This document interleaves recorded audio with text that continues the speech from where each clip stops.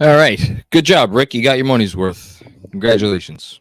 Um, that's the best $35,000 anyone's ever spent. Knicks lose a heartbreaker in game 3, 111-106. Pacers are now in the series for the moment, at least until Sunday. We'll see how long that keeps up. Oh, my God. There's so much to dig into in this game. Right now, more than anything, it's a feeling of disappointment, I think, for any Knicks fan who watched this, because everything we're going to get into all the things. I mean, really, it's just one big thing, but we'll get into that one big thing. The fact that this was 5-on-8, and even with the fact that you had I would say clearly compromised version of Jalen Brunson, this was a tie game with 40-some seconds remaining. And, and credit to Jalen Brunson for getting it to be a tie game. Massive, massive three-pointer with 42 seconds to go. And then you lose on not quite a miracle shot, but maybe a step under a miracle.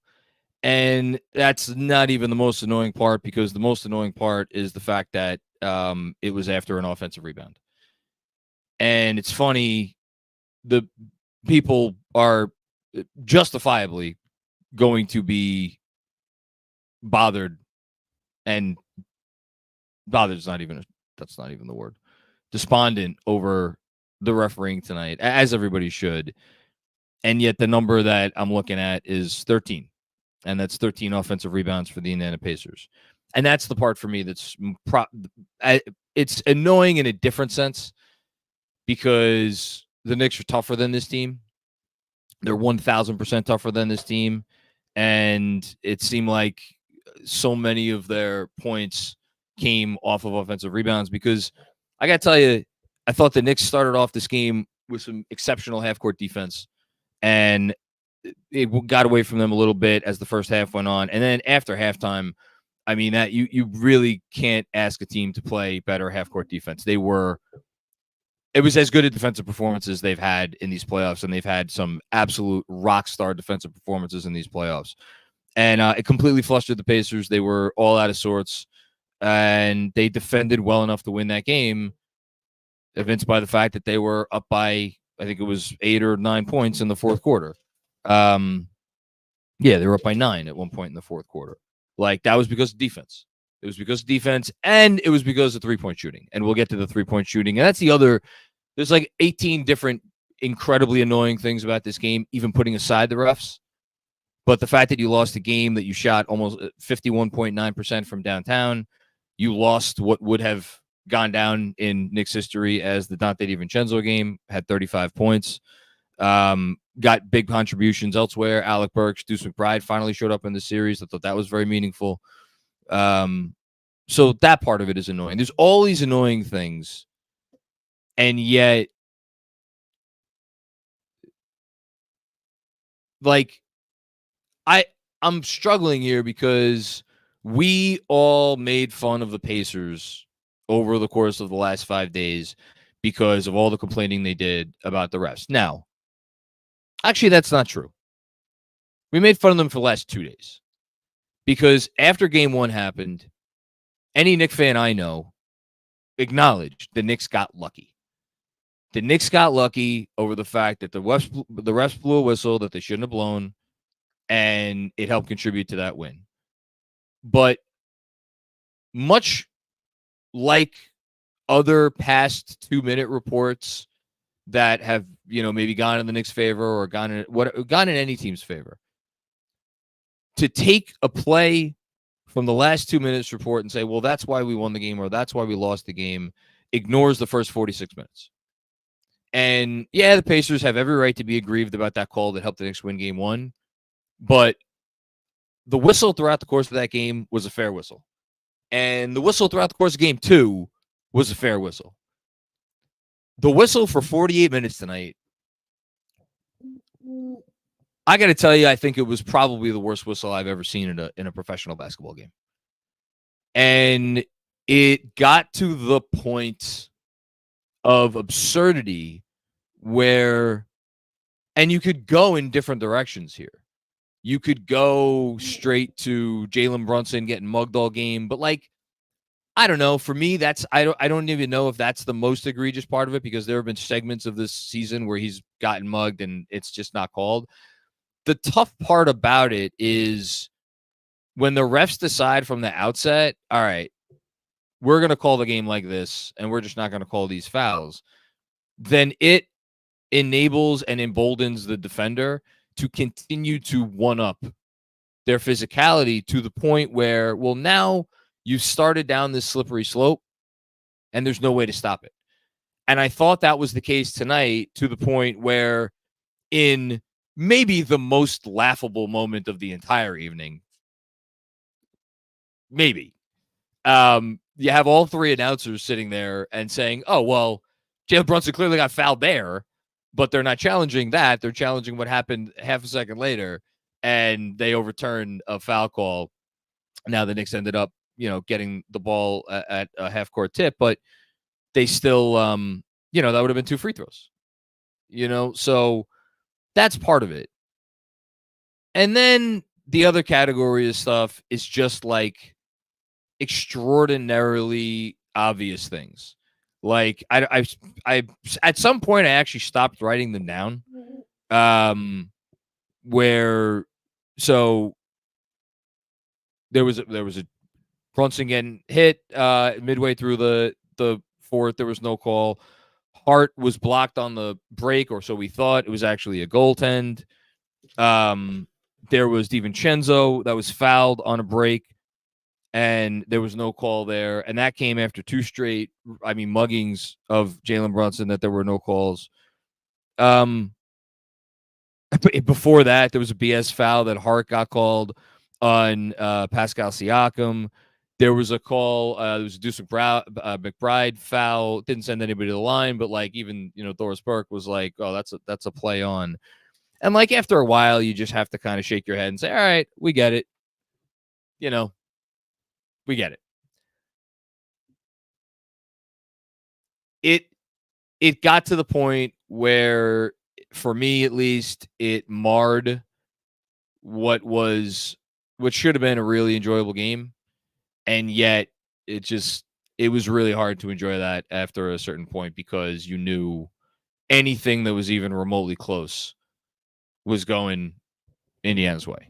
So it was annoying. Now, I want to be very, very clear. And this is going back to what I said at the top. They could still have won the game.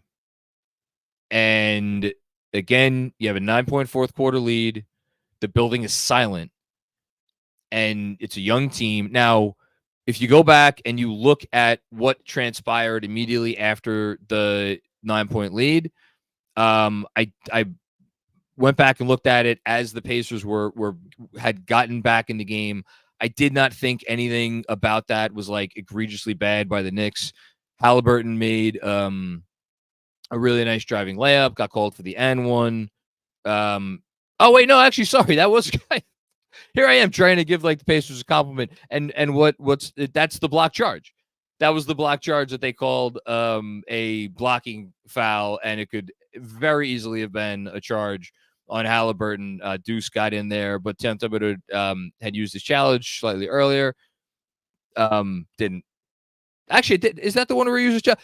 There's so many bad calls I can't even keep it straight. In any case, it was an N1 by Halliburton, which was followed by another Halliburton. Halliburton played great. Halliburton was awesome, and they needed him to be awesome. But there were no bad shots there. There was the one really bad Jalen Brunson turnover that led to a fast break. That was the one moment in that specific stretch where the Pacers got back in the game in the middle of the fourth quarter that I thought was really annoying. But you still were right there in the game, and at the end of the day, the Knicks got to 99 points or 98 points, excuse me, with 9 minutes and 46 seconds left in the fourth quarter. It was not until 3 minutes and 53 seconds left, so about a 6-minute stretch, that they got to 101 points. So they scored 3 points they scored 1 point. Math is good. They scored 1 point over what was essentially a 6-minute stretch. Were there some calls there that you can be annoyed at? Yeah, sure. It's not why they scored 1 point over 6 minutes. They had some good looks, from deep after they had been draining everything from three all night and just missed them. That was annoying. I thought their process was good during that stretch for the most part. Jalen Brunson had some really good looks during that stretch. Looks that usually go down. I mean, that was the other heartbreaking part of this, is like, how many looks did Brunson have in this game, especially in the fourth quarter, where you're like, oh my God, he hits that every time. That runner off the glass, I think it was the last 2-pointer that he missed. That was utterly heartbreaking for him. And no one, not anyone watching, not anyone in that arena, not anyone on his team feels as bad about the misses that Jalen Brunson had more than Jalen Brunson. And if we're going to start to spin this forward, like, look, are you going to get another game like this from Dante DiVincenzo? No, you're not. Probably, almost certainly not. You never know. Although he's kind of heating up, because this is now, 4 straight games for him where he's looked really good. So maybe you get something similar. You're not going to get this, but you're going to get something similar. You have to figure that with every additional game that Jalen Brunson plays following this foot injury, he's going to be a little bit better, a little bit better, a little bit better, a little bit better. How much better can he get by Sunday? We'll see. And then how much better can he get by Tuesday? We'll see. And then we'll see if the series goes on past that. I'm not going to assume anything.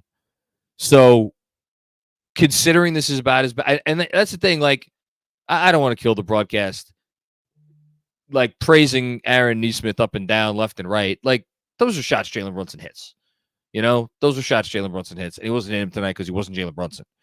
And yeah, I appreciated the fact that they point out that he may have re-injured the foot, but, like, this is a guy who suffered that injury, and, like, he was out for 13 and a half or whatever it was, 16 minutes actually in game one. Like, didn't know if he was going to play tonight. Might have been worth pointing out that, like, hey, this is not the guy that has been doing this for the Knicks all year, but that's fine. I'm not going to harp on it. So you're going to get better from Jalen Brunson. You would hope, as much as it is a quick turnaround. And you figure the refereeing is not going to be quite as one-sided, although who the hell knows? Look, you got to go out there and you got to play like mad, which is how you've won every game this postseason. Are they going to be able to do it? Yeah, they're going to be able to do it.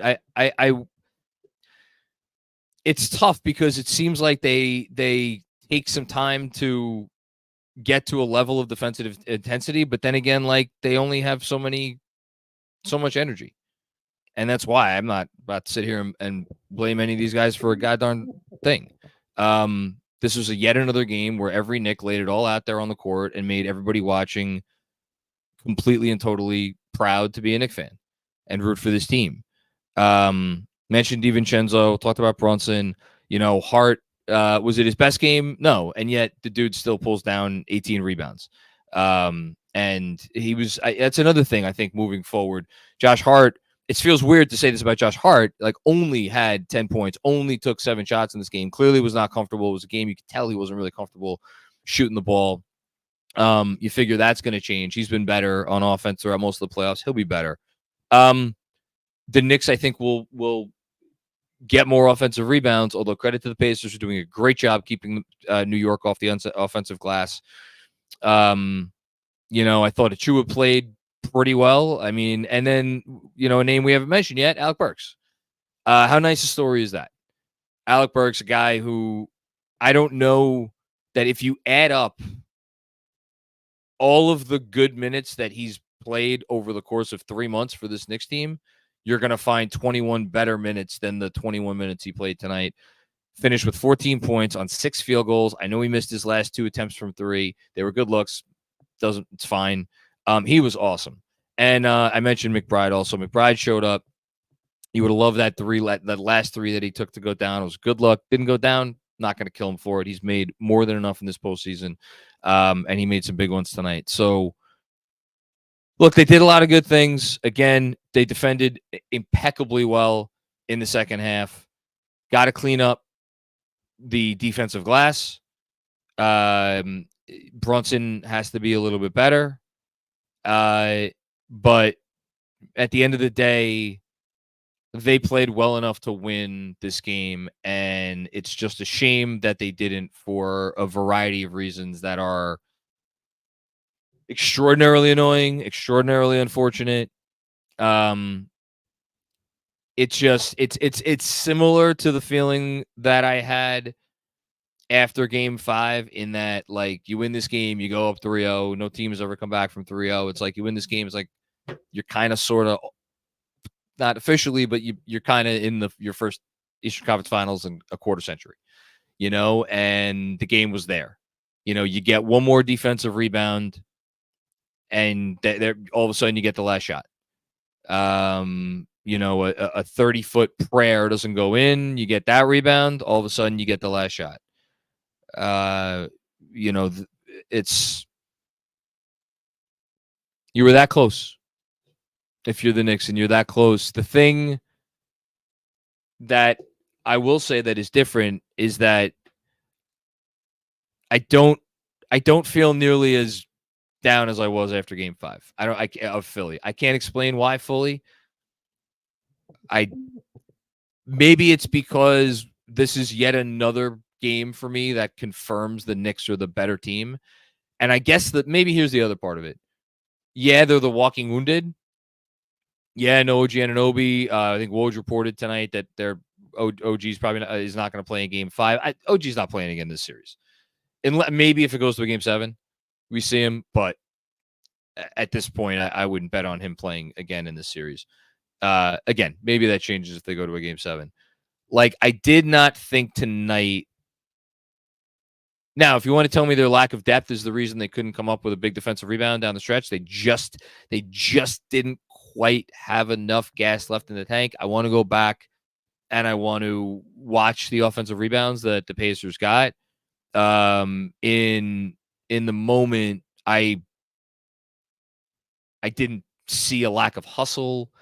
I didn't, like, guys were going for it. It's not like guys weren't flying around. Like, it's not like a Pacer ducked into an area where, like, there were 3 Knicks standing around watching the ball. Like, none of that happened. It's just like these guys are just dead tired. And that's why you admire their effort. But it's a really tough loss. Just a really tough loss. You'd have loved to get this. It would have been really cool to win this game to really end Indiana's season after their crowd was so annoying. God, I forgot how much I hated this Pacers team. That franchise. I hate that fucking franchise so much. I don't hate any franchise as much as I do the Indiana Pacers. But anyway, it is what it is. Okay. I don't have anything else to say about this game.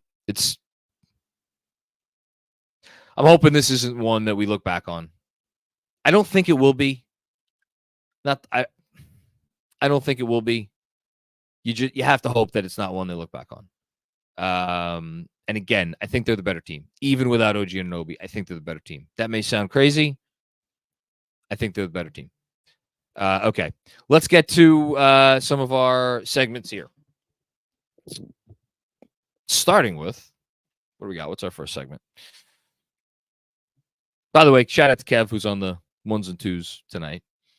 Andrew Cloyd. And shout out to everybody at T Squared Social, who was at the watch party rooting for the team. Sorry, you guys. Sorry the watch party streak ended, which is annoying. Our first segment is courtesy of Foreplay. Okay. So, yes. Here we go. You guys know about Foreplay because you've heard me read the ad on the pods. So I'm going to talk about Foreplay a little bit right now. Head over to the App Store now and download Foreplay. That is FOURPLAY, and get ready for a little 2-on-2 pickup. Again, you're going over to the App Store and you're downloading Foreplay. That's FOURPLAY. And get ready for a little 2-on-2 action. Okay, thank you, Foreplay. I think that's all I need to say about Foreplay, unless Andrew texts me otherwise. All right, next up, our Autograph Player of the Game. Shout out to our friends at Autograph. Download the Autograph app, use code KFS, and get rewarded for your Knicks fandom. So Autograph Player of the Game tonight, pretty clearly, Dante DiVincenzo. He was exceptional. One of the best value contracts in the NBA, a guy who could go out there and score 35 points like that, really kept the Knicks in the game in the first half. Did he maybe run out of gas a little bit late? Maybe. Not going to fault him for that for one single solitary second. He was awesome tonight. 35 points. And on 7 of 11 threes, and he was really great. So we're gonna praise Dante DiVincenzo. Okay, I'm being told that I have to talk about Foreplay a little bit more. So I'm gonna do it after the segments are done, though. Sorry, we're piecing it together here. Okay, next up, congratulations, Dante DiVincenzo, for winning Player of the Game. One more time, download the Autograph app, use code KFS, get rewarded for your Knicks fandom. Unified Healing, Road to Recovery. Don't forget, go to unifiedhealing.com, learn more, and find a center near you. That is Unified Healing with a Y, UNIFYDHEALING.com to learn more. So Road to Recovery, it keeps getting more and more crowded. Obviously, OG Anunoby out tonight, has already been ruled out for Game 4. Woj reports that he's not going to play in Game 5, and that's all we know at this point. And then the only other, interesting note is that Jalen Brunson was questionable. Tibbs said beforehand he was going to go warm up, see how he looked, and he was going to play. You knew Jalen Brunson was going to play. So hopefully he's better. Quick turnaround time, Sunday, 3:30. It's definitely annoying, but, what can you do? Okay. That's our Unified Healing Road to Recovery. And third on the depth chart, Playoff Scoreboard, presented by T-Squared Social. Go head over to tsquaredsocial.com to learn about club memberships, trivia nights, sports leagues, and much more. And then tell them KFS sent you when you go visit them on 42nd Street, because you'll get a free draft beer. So the out-of-town scoreboard, the only thing we have to report going on presently, Nuggets, Pacers. Nuggets, Wolves are in the first quarter. It is 21-19. Denver is up, so Denver coming out trying to make this a series still.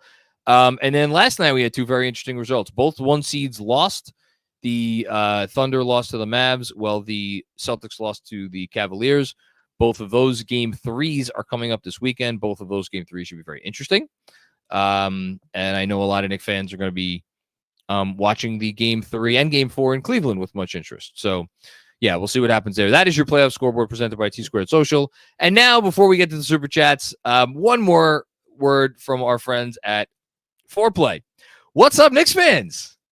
The other day I was talking to two girls who were telling me how into Foreplay they are and how they wish they had more single guys to do it with.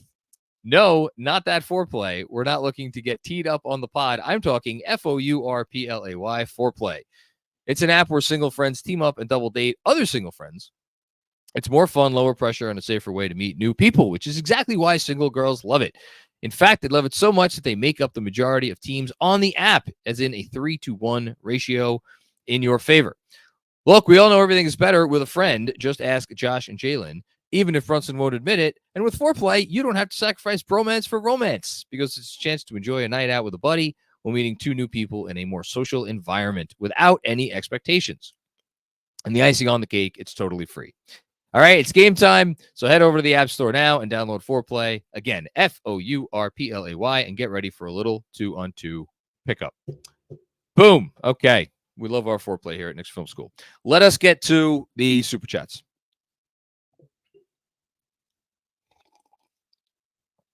Kevin is telling me the first Super Chat isn't the first true Super Chat, but that's how we got to start this thing. I'm going to screw this up. JD with an extraordinarily generous contribution. Thank you. Happy birthday, Macri. Wish it was a win for you. We were close. Let's bring the same energy for game 4. Pour one out anyway. Well, thank you.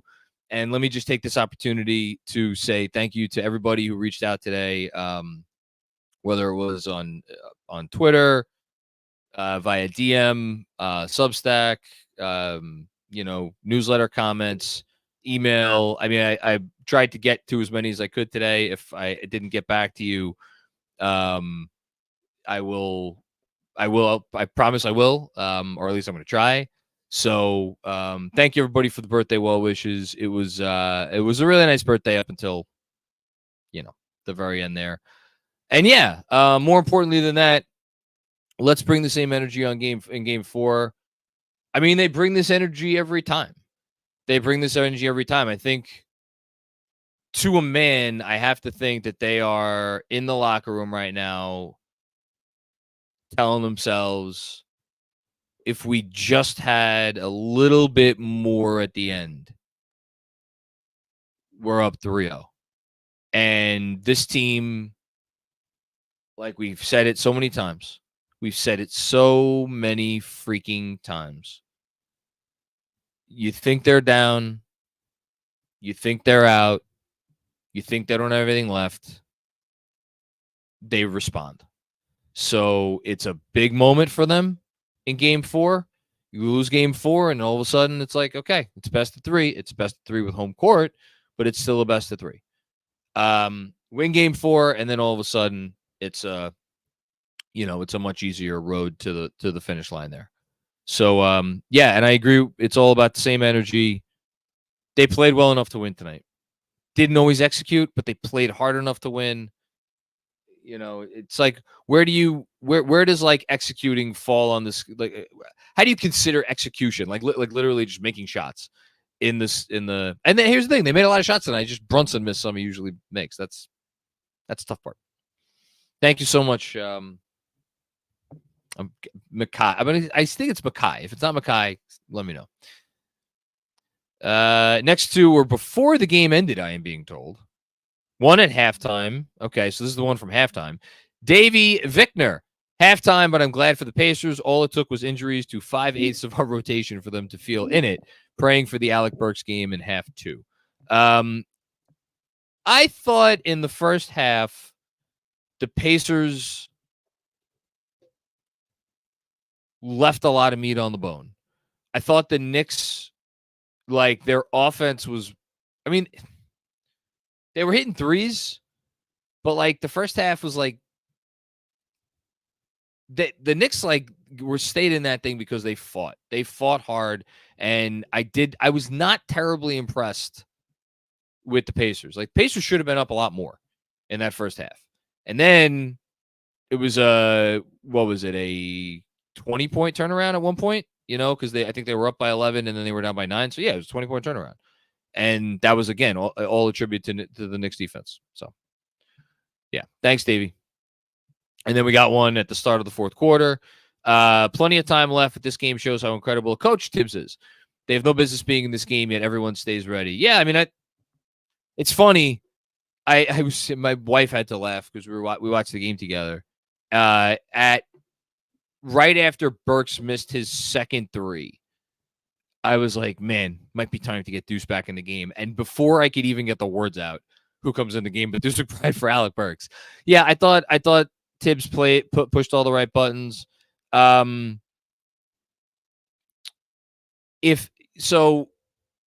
me say this. I think, and you saw this when he actually sent Josh Hart to the bench for a period of time.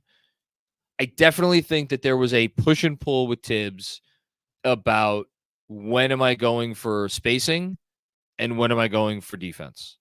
And the problem with that is when you go for spacing and you go away and like kind of Deuce McBride bridges those gaps a little bit. It's really a question of when am I going to play Achua at the 4 and how much can I get away with playing Achua at the 4? And the problem is, it's not a problem, but like when you go away from Achua at the 4 and you're relying on Josh Hart at the 4. Now, look, Josh Hart he's the best, he's probably the best rebounder under 6'8" in the league, 6'7", 6'8". But you are small. You are small. And I think one of the byproducts of going away from size is you might not get those defensive rebounds, and you might not get as many offensive rebounds either. OG Anunoby, not known as a great rebounder, well, he's rebounded the hell out of the ball this postseason, and he's a big man. So all of a sudden, the person who would usually be boxing out Josh Hart, or OG Anunoby, is now boxing out Josh Hart, and there's a trickle-down effect there.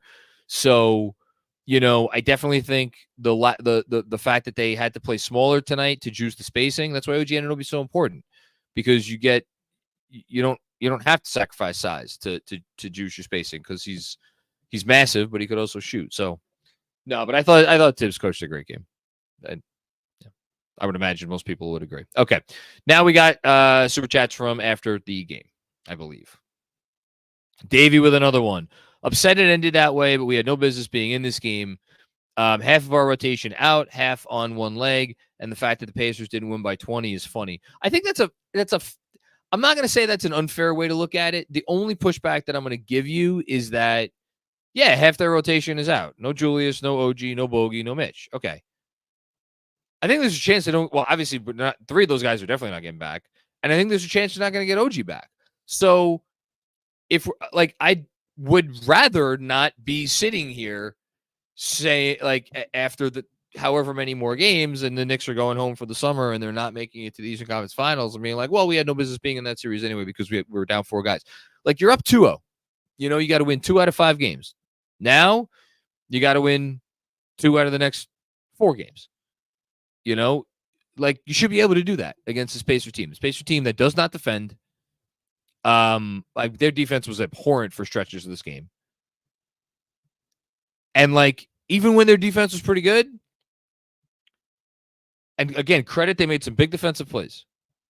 The chase down. Actually, no, I'm sorry. I can't even give them credit for the Turner chase down because of the fucking goaltending. That wasn't called. So no, I'm sorry. I'm not going to give their defense a lot of credit because I think that's more Brunson not being Brunson than anything else. The Knicks are better than this team.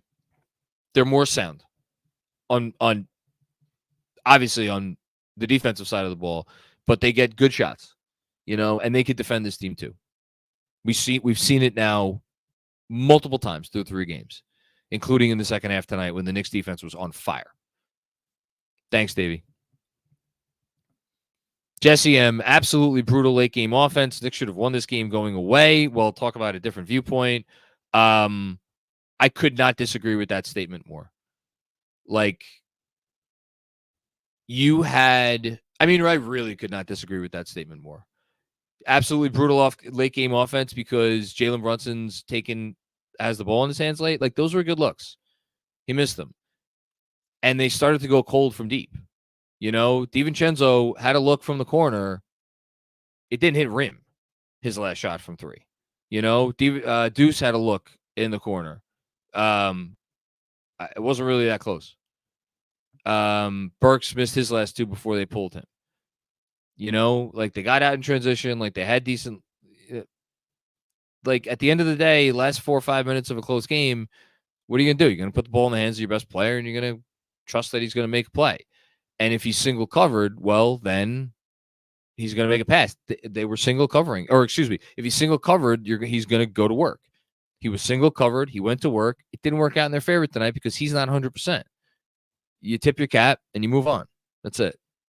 Don't agree with that statement at all, Jesse. Really, very, very, very strongly disagree. To say that the Knicks should have won this game going away? Come on. Mark Fabros, what's going on, Mark? How you doing? This one really stings. Questionable execution, questionable officiating. But you have no choice but to be proud of our guys. Had no business being in the game, and there we were once again. Yeah, again, like the whole no business being in the game thing, the Knicks are a better team. They were a better team with Edge Anunoby. They're a better team without Edge Anunoby. You want to tell me with Halliburton looking like Halliburton, the Knicks are not a better team, especially with Brunson looking like how Brunson played tonight? That's fair. But I don't know, man. Even then, it's close. You would have liked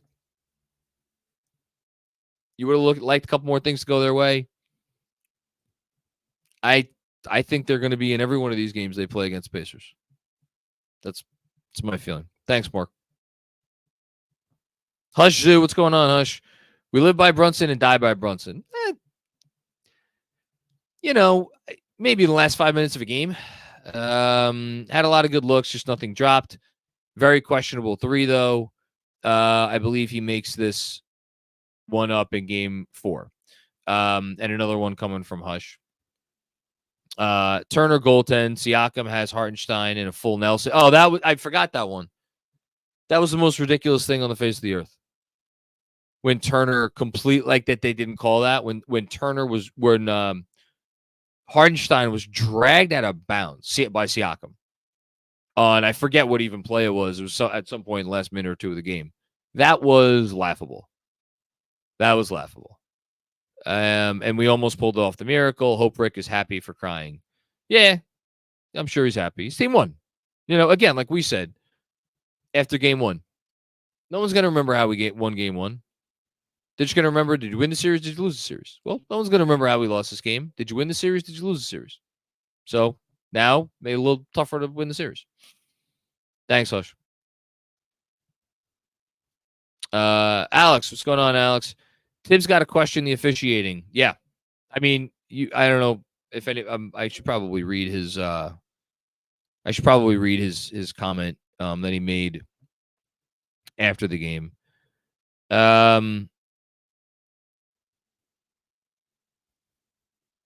Tibbs said, from my vantage point, I thought those calls could have gone our way, but I'm not going to comment until I look at the film. But we just got to find a way to win. That's the bottom line. Here's the thing. Thibodeau absolutely thinks that they could have done more to win. There's no question, because they could have. Anyway. Otherwise, they're going to take over the series. So Alex is saying if Tibbs doesn't question the officiating, the officials are going to take over the series. I don't think so. You think we're going to get 4 more games where it's refereed like this? I don't think so. Maybe, but anyway, Hartenstein had maybe the worst playoff game from a Knick this year. That is not true. There have been, DiVincenzo had some rough playoff games. Jalen Brunson had some rough playoff games to start things off against Philly. Deuce McBride was missing in action. Do you want to talk completely and totally missing in action for the 3 games before this one? Was it Hartenstein's best game? No, it wasn't Hartenstein's best game. He was 3 of 4, grabbed 4 offensive boards, had 5 assists. I thought there was a lot of confusion. Not a lot of confusion. There was some confusion in the first half in terms of switches where both guys peeled off Halliburton. He was involved in a couple of those a few times. Thought they corrected that stuff. I thought Hartenstein in the second half, like everybody else on his team, I thought his defense was exceptional in the second half. And I didn't see anything in the second half from him on offense that to me was I don't know. Nothing popped out to me. So maybe it wasn't his best first half. You want to tell me that? This is another, I wish we would just have, again, I know people are emotional after these losses. They're tough losses, but we gotta, some of the hyperbole is a bit much. Thanks, other Alex. Okay, let's keep going. Tony Farano. No way they have enough left in the tank on Sunday at 3:30 after tonight. This is 2-2 going back to MSG. Maybe. I know enough to not question how much this team has left in the tank. So, thanks, Tony. Luyen, what's going on, Luyen? Thanks for the generous contribution. Tough loss. Jalen is clearly not 100%. Great game from Devo. Burks, NMU. Burks, what does NMU stand for? Someone's going to have to translate that one for me. But incredible heart from this team. No surprise. We'll get this done. I'm with you, Luyen. I really am. I think they're going to find a way to get this done. Is there a possibility it takes 7 games at this point? Yeah, it's a possibility it takes 7. Wouldn't shock me if this thing went 7. Wouldn't shock me if they lost game 4. But man, they will continue to fight.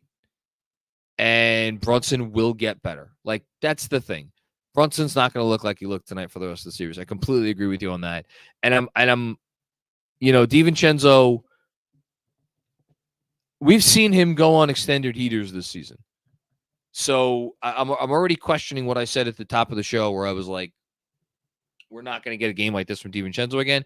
Maybe not 7 for 11, but maybe Devo's back. Oh, NMU, next man up. That's a good one. Yeah, Burks was next man up. I mean, that's big. That's a big development for them to get productive minutes from Burks. Now, is Burks going to be as good in the next game? We'll see. But at least now you can put Alec Burks out there on the court and feel comfortable. Thanks, Leon. Mythic Monty, what's going on, Mythic? I'm not mad at Brunson per se because he usually hits those shots, but if you know you're hurt and Devo is hot, why not distribute at the end? I think they were single covering. I think at a certain point, it got to a point where it was laughable how poor the Indiana Pacers defense on DiVincenzo was, that they just kept playing off of him. At a certain point, they just weren't going to let DiVincenzo beat them anymore. And again, these were single coverages on Brunson. And he got into good spot. Again, some of those looks that he missed, the two that stand out, there was a mid-ranger he missed from about 10 feet that was, you want to talk about wide open? Wide open.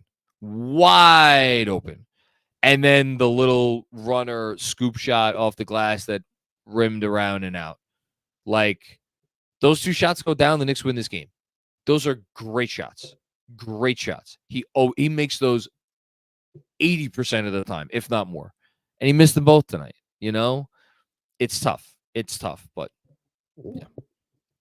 Thanks, Mythic Monty. I am AKL. Those are such jokers. They could have had a state win, but could barely pull out the dub. A statement win. Hashtag I believe in this team. I'm with you, man. I'm with you 100%. I believe in the Knicks as well. I'm bummed. I would have loved to go up 3-0. I would have loved to really put your foot down, stomp them on, and just on their home court, no less. It stinks that they couldn't do it.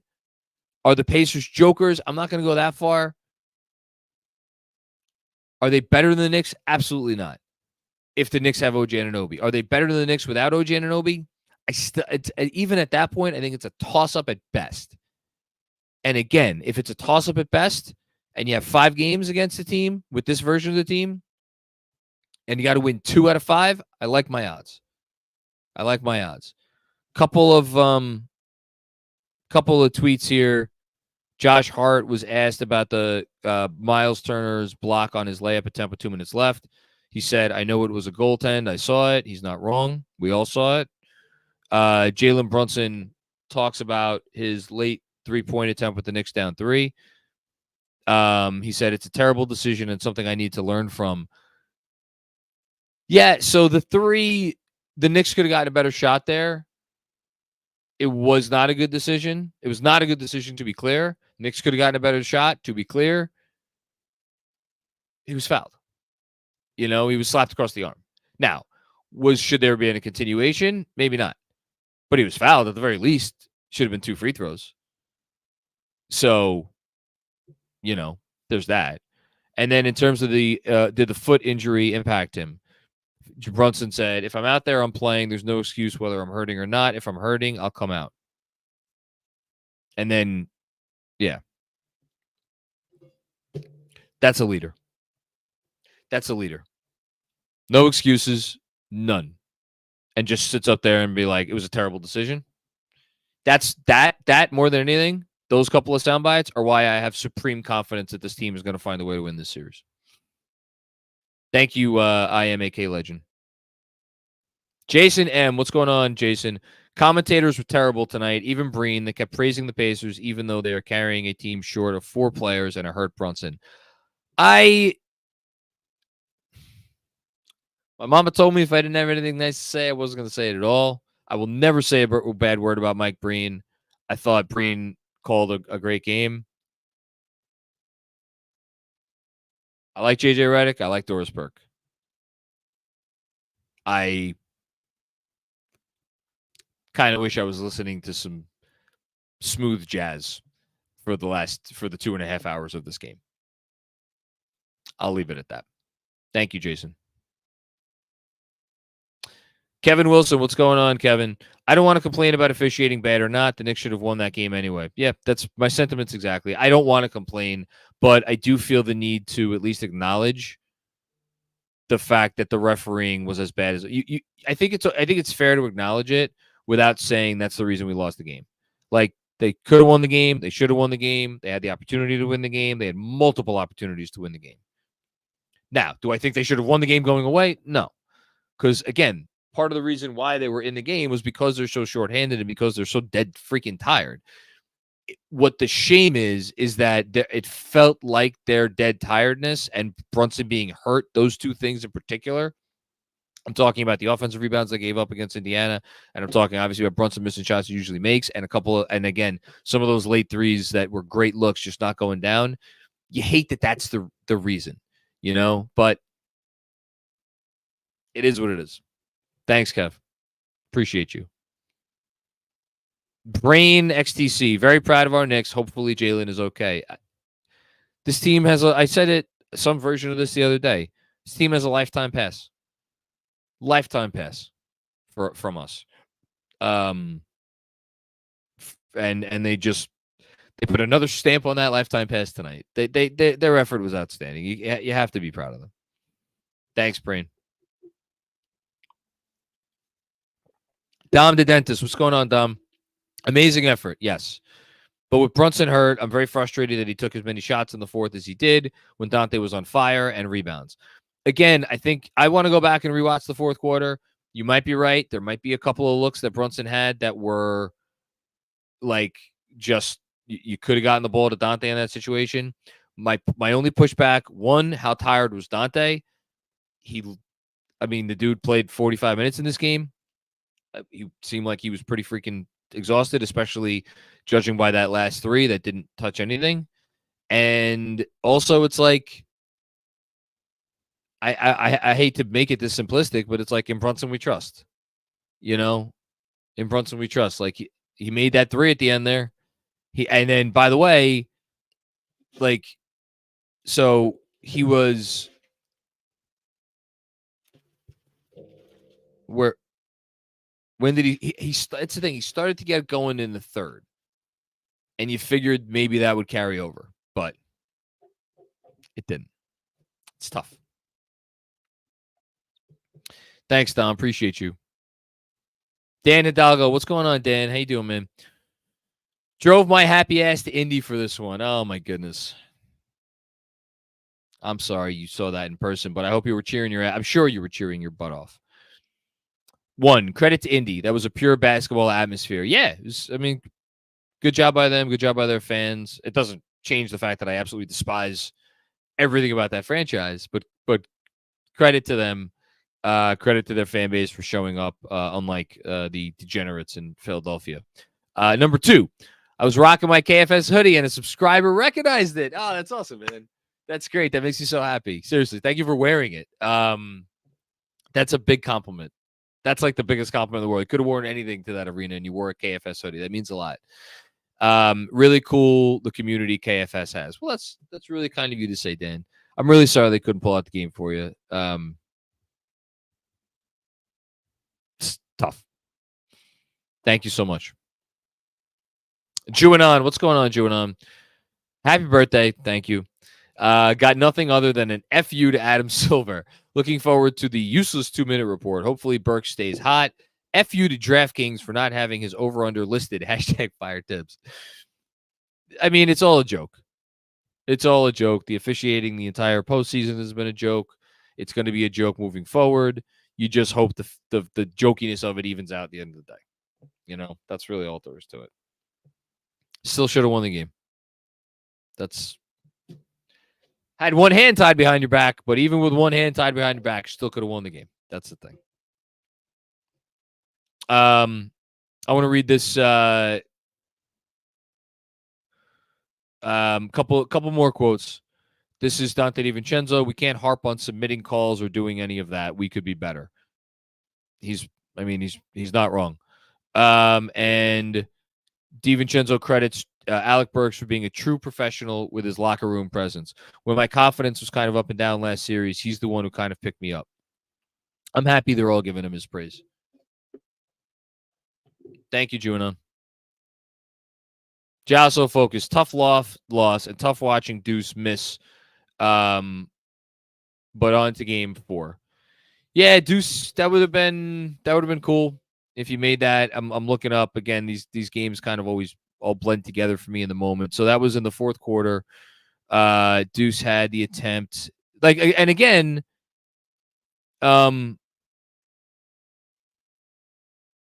Deuce, hold on, I'm finding it. I'll get there. That was with just under 3 minutes left. That was after Brunson, the foul was overturned. That was Brunson finding Deuce in the corner. Like, they put 2 on the ball. Deuce was open. Brunson fouled him. Deuce missed. You know? And then after that, Josh Hart made only 1 of 2 free throws. Make your free throws, guys. After that was the Turner block on Hart. That should have been a goaltend. After that, Brunson got fouled, so it was a successful possession. Brunson got fouled, got to the line, missed 1 of 2. 2 missed free throws there in the last three minutes of the game. Add that to the list of annoying parts of the fact that they lost this freaking game. 2 misses late from the line. And then after that was the crazy Brunson miss that was like it was in the restricted area, and he missed. And then Brunson made a step back jumper. So, like, you look at, and then, before the previous possession before that, Brunson made a shot. And then the previous possession before that was the one that was like wide open with 4:38 to go. And it was wide open. It was a great look. And Brunson missed that. So I just went through the entire last 5 minutes of the game. I got to tell you, I don't have any criticism for Jalen Brunson other than the very last play where he tried to draw the foul and put up that terrible look. And he said it was a terrible look on the podium. Other than that, listen, guys, go through the play-by-play right now like I just did, if you don't believe me. Like, did he force some looks maybe earlier in the fourth quarter? Sure. Last 5 minutes of this game, I thought the process was sound. And the execution just wasn't there. Thank you, Ja. Ja with another one. This was the DiVincenzo I was expecting against Philly, but obviously this is a different defense. With Brunson, with JB, I would have looked for him more in the fourth, or wish JB would have looked for him more in the fourth. Again,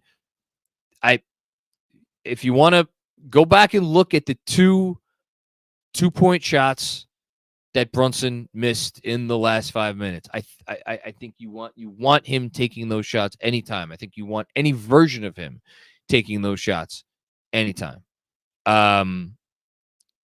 That's me. You know, that's me. Earlier in the fourth quarter, were there more opportunities for DiVincenzo? Sure, but again, I wonder.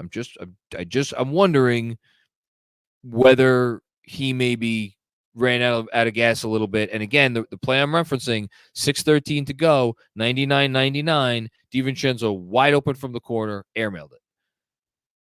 So, and again, this is a guy who played 45 minutes tonight. So that was the last shot he attempted. That doesn't mean you don't try to get him another look at some point. I'll say a line that somebody complimented me on earlier today. Reasonable minds may differ. For me, the process was sound. Thank you, Ja. Alex, what's going on, Alex? My buddy Alex. Wish they could have gotten us one tonight. No reason to complain about the refs.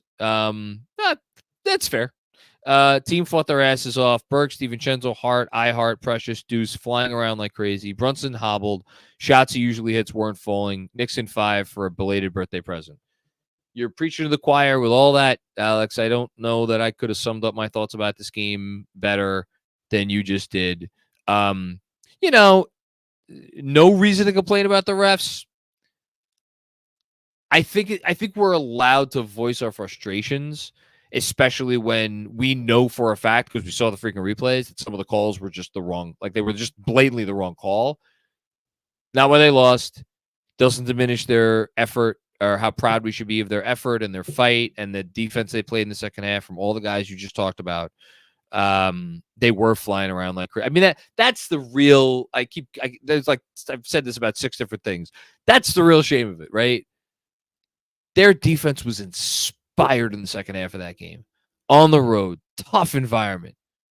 And they momentarily took a stranglehold on this game with their defense. And you would have loved to see that effort paid off with a win. But might still be Knicks in 5. Thank you, Alex. Haitian Ferg, what's going on, Haitian? Encouraging to see us keep up the scoring, to see us keep the scoring down given the circumstances. Yeah, man. You lost an all-world defender in OG Anunoby, and the Pacers still got to 111 points. Or only got to 111 points. And again, I want to distinguish between the first half and the second half. Pacers came out. I thought they did some really nice things. But a lot of that I thought was due to some Knicks confusion and some slip-ups on defense.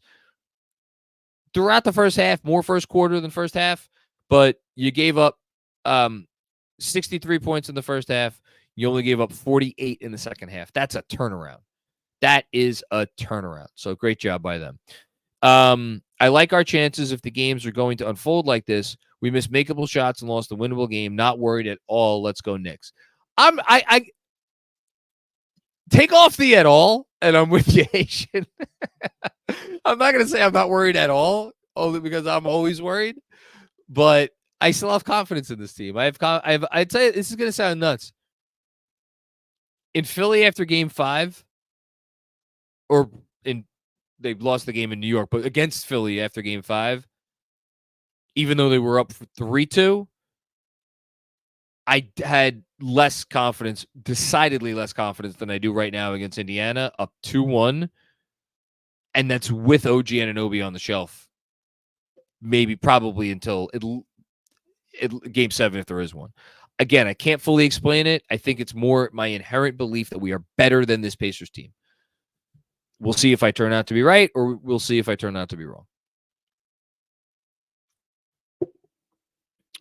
Thanks, Haitian. Appreciate you as always. Overratedness. What's going on, overratedness? Hand checking is back, Macri. I'm okay with it if they let Devo do the same thing to Halliburton. I guess the difference is I thought the Knicks played tough defense in the second half. Like, I thought Nesmith brought it to a level that was, I thought it crossed the line. I thought there were a lot of fouls that weren't called, but what are you going to do? You got to be better. Thank you, overratedness. Sean with a W. Can anyone set a proper effing screen on Nesmith? Yeah, I mean, give him credit. He fights. Give him credit for that. I'll give him credit for that. He fights. Screening wasn't great. They'll be better. They'll be more creative. I thought they got a lot of good stuff out of when they got the ball out of Brunson's hands and they used Brunson in off-ball action. I thought there was some good stuff there. Set up a lot of stuff for DiVincenzo when they did that. So, yeah, good. Yeah, but that's fair. That's fair. Thanks, Sean. Sean with another one. Hating the Pacers more than the Heat. Get the F out of here with that BS. Yeah, I don't know. That's me. I've always hated the Pacers the most, and I think the reason I always hated the Pacers the most was my introduction to it. It all goes back to how old you were when you started watching? I know you're older than me, and I know. But let me make this make sense. My first year watching the team for real, where I really followed them, I really rooted for them, was 93-94. Who was the team, the last team in their way before they went to the finals? The Pacers. That was the Reggie Game 5 choke game. Next season, who eliminated the Knicks? The Pacers. Next season, 95-96 was the Bulls 72 win team where the Knicks lost to them in the second round. So that's my first 3 years as a fan, the most formative years for me. There was no Heat matchup. It was only when we got to 96-97, which when that's the suspension series. And then it was like, yeah, it was Riley, and yeah, it was like all those Pacers or all those Heat guys. But I was more mad at the suspensions than I was at the Heat during that series. And then is when the Heat series really started to kick into full gear with the 2 consecutive first round matchups. But even then, you still got more matchups with the Pacers. There was a second round series in there. And then obviously 2 consecutive conference finals. So like, I don't know, man. For me, it's Indy over Miami, but that's me. I'm not going to blame you for it being the Heat. That's for sure. Thanks, Sean. Sean with another one. Also, happy birthday. # Taurus season for life. Well, thank you, Sean. I appreciate that. Alex with another one. It's really hard to sweep a team in the second round, missing 4 rotation players. Not worried. We move. Happy birthday. Thank you, Alex. Yeah, it would have been like, can you imagine if they won this game and we're sitting here talking about this team up 3-0? I mean, like, we'd be, and again, there's criticism tonight. Most of it is valid. Or at least understandable. If that 3 doesn't go in, which that like 9 times out of 10, that 3's not going in. If Nembhard misses that 3, we're talking about a situation where Knicks have the ball with a chance to win it and time is out. And I would have bet anything that Brunson would have found a way to get the shot to go or kick out to an open look. And we could be sitting here just as easily talking about 3-0. But we're not. Thanks, Alex. Other Alex. Happy birthday, John. Thank you. I remain confident this team wins game 4, barring a disaster or another ref show. Remember, Tibbs, a fine is less than a game check. Take it. It's not his style. That's not his style. I don't think the Knicks have any intention of embarrassing the league publicly. I think, look, everybody knows what happened. Everybody watched the game. The league watched the game. Like, the notion that, like, I joked, like, Rick, you got your money's worth. I don't think there's any rhyme or reason for why these games get called the way they do. I truly don't. But I just think there's a lot of inconsistency. And it's something the league needs to figure out. But, do I think they're going to win game 4 barring a disaster? No, I think the Pacers could come out and win game 4. Like, Pacers could play better. I don't know if they will. They could. Thanks, Alex. Other Alex. Nick Nold. What's going on, Nick Nold? F these refs and their small market bias. That's a comment of the night. Thank you. That's good. Brandon Cruz. What's going on, Brandon? Hard to watch us throw away a Dante masterclass. Yeah, it was hard. I disagree with the characterization throw away. They didn't throw away that game. They lost. They didn't make enough plays. There were some plays you'd like to have back. Did they throw it away? That implies that, like, I don't know. It's an implication that something about it is just ill-suited for me. Anyway, we got a couple more from Brandon. I'm more upset that Brunson shot that ball with 12 seconds left than him trying to put the game in the ref's hands on the road. That's fair. He shot it because look, again, in his defense, and I'm always going to defend Jalen Brunson. At this point, I'm going to defend Jalen Brunson more than I'm going to defend Tom Thibodeau. He got fouled. He got smacked in the arm. Like, once the contact on the wrist occurs, and it was blatant contact, you can go see it. It's blatant contact. As the offensive player there, and again, I know Jalen Brunson, you know who disagrees with me? Jalen Brunson disagrees with me because he went up there in the day and said it was a terrible decision. So, again, I'm going against something that Brunson himself said. I have to think your instinct there as the player is once you get raked across the wrist, it's like, okay, I'm going to go up. Because worst case scenario, they're just going to call a foul on the floor. That said, was the process great there? No, it wasn't a great process. You'd like to have seen them get a better, like generate something better, you know? So I hear you from that perspective. Thanks, Brandon. And another one from Brandon. I think the Pacers should be very concerned with how this game went. Refs aside, we're clearly the better team. I just don't know where that kind of offense will come from next game. You're talking about Dante's offense. No, this is interesting for Josh Hart. Josh Hart said that one of the refs was unapproachable tonight. I could see that. So where's the offense going to come from? So let's actually look at this thing. Knicks shot 47.5% from the field, 51.9% from three. They were 14 of 27 from three throughout the game.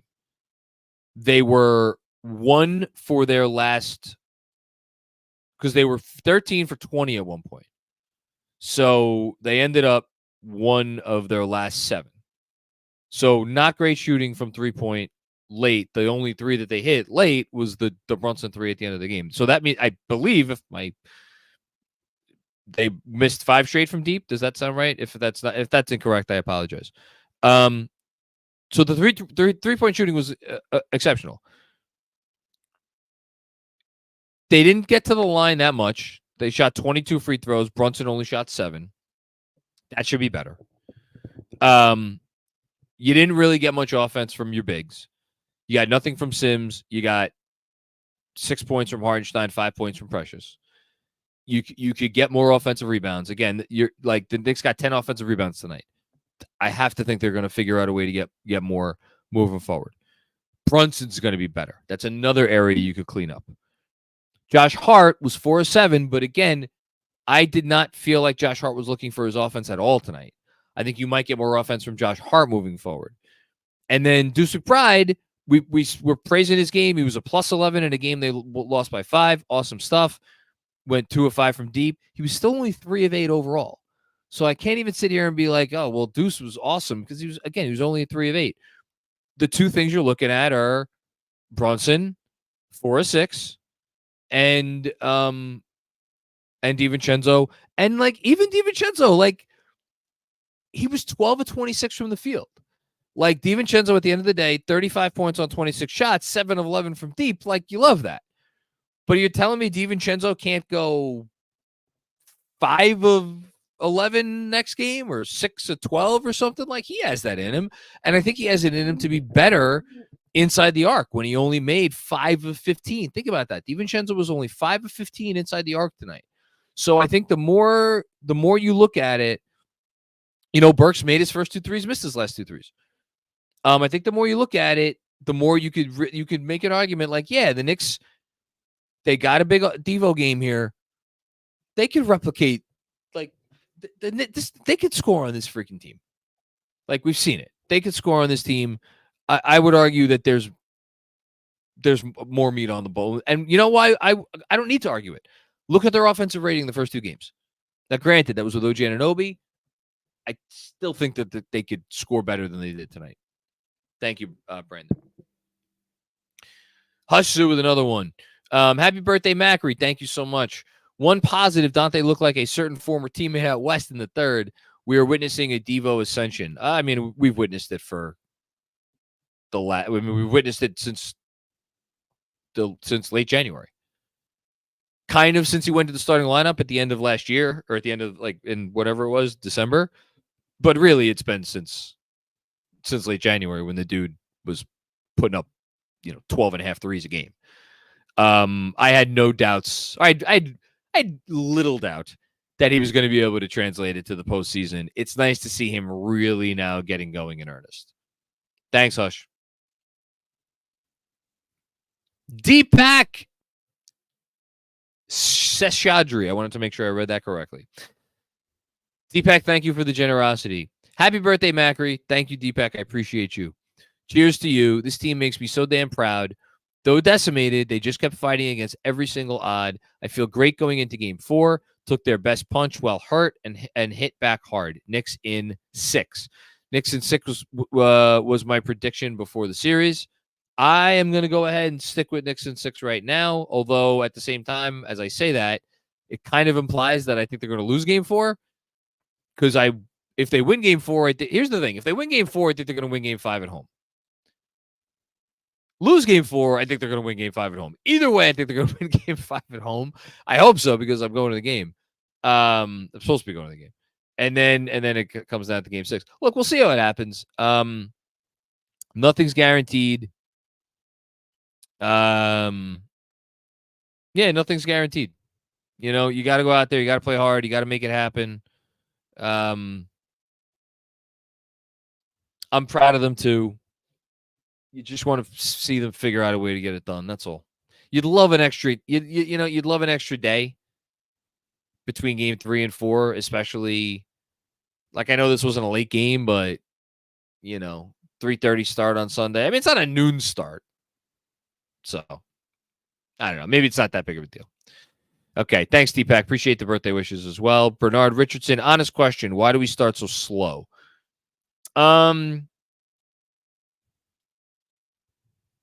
I thought their offensive process at the start of the game, which is what I think you're referring to, their defense was poor at the start. I thought they not poor. They had some boneheaded things, and actually they were sloppy. They had 6 turnovers in the first quarter. I don't know, man. I don't know, Bernard. I mean, look, tough environment. Place was going crazy. Pacers came out with a ton of energy.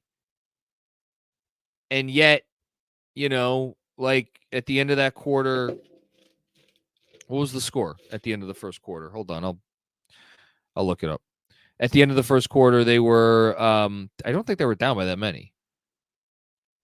That was 29-20. All right. So that's pretty bad. I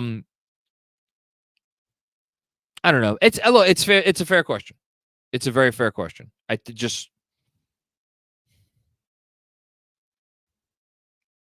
don't know. Something they have to think about, and I'm sure they will.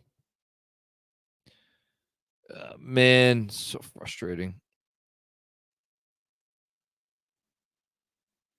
Just looking like they never actually took the lead in those last couple of minutes. No, they did. They took the lead with the Brunson step back jumper to make it 100, 101, 100. But then Siakam made the 2. It's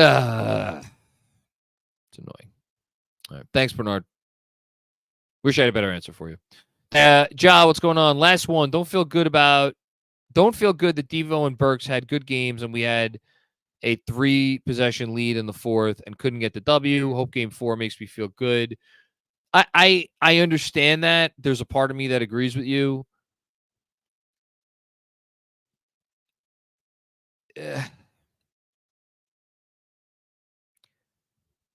They needed to do more. They had good looks. They didn't go down. Missed a couple free throws. Not great. You defended well enough to win. Needed a couple more baskets. You didn't get them. You needed a couple more baskets and you didn't get them. It's annoying. It's annoying. It's like, I wish I had some great wisdom for you. It's totally annoying. It's totally annoying. It is what it is. Thanks, Joe. Frank Corona Jr., what's going on, Frank? I guarantee OG plays if there's a game 7. You won't jeopardize next season with a re-aggravation.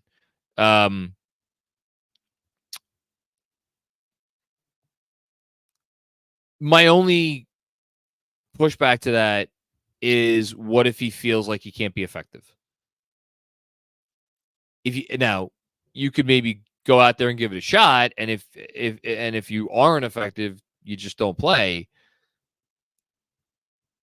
I would be if we got there, I think he would give it a go.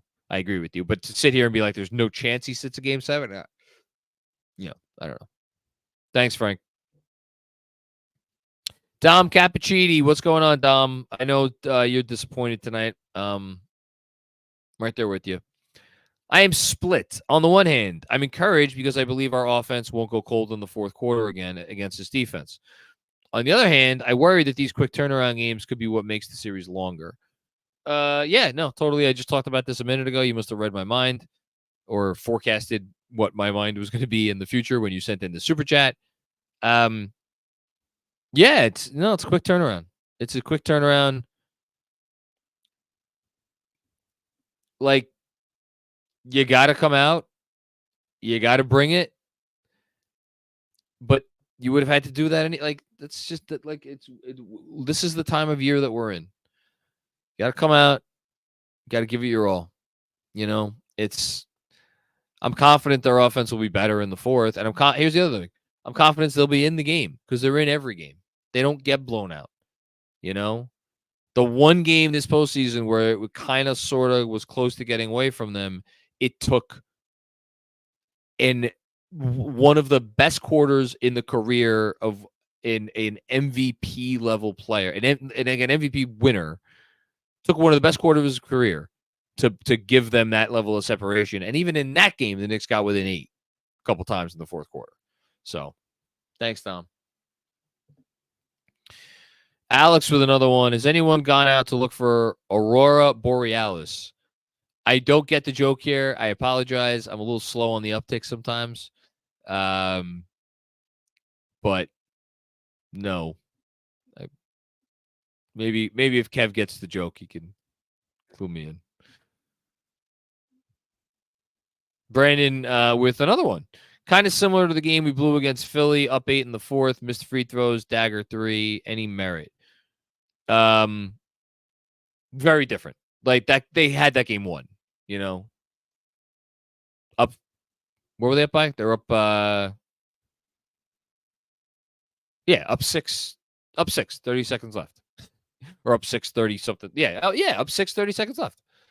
Like that's game over. Like up 6, 30 seconds left is very different than like we're tied coming down the stretch, or we're down by 1 coming down the stretch, or we have an opportunity for a last shot down the stretch. And even like I know they had that 9-point lead in the fourth quarter. I don't know. I don't feel like they choked away the lead. I thought the Pacers made some shots, and again, they got the benefit of some calls. And it's like Knicks just didn't play well enough on offense. It happens. It's unfortunate, but it happens. I know we've gotten to this place where it's like we think this team is incapable of not coming up big in the biggest moment. They're human. It's okay. Thanks, Brandon.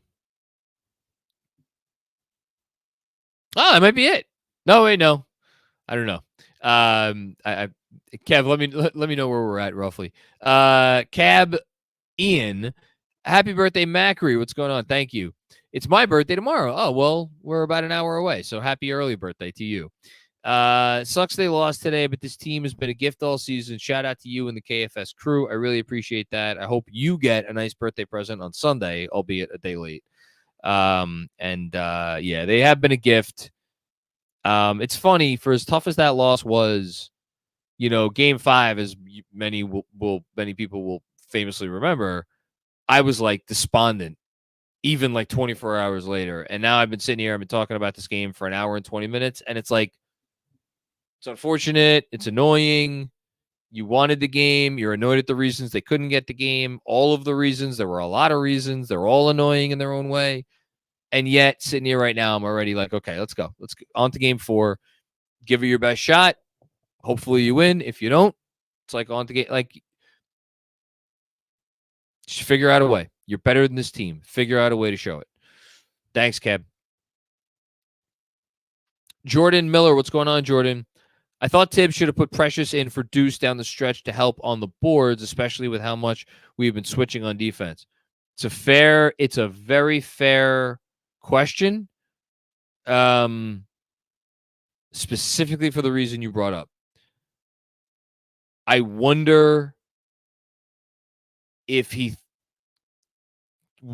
thought to himself, my guess is his thought process. And I had the same thought after the game, not during the game, in fairness. I had thought after the game. My thought, I would guess his thought process was, well, we're going to need some more buckets to win this thing.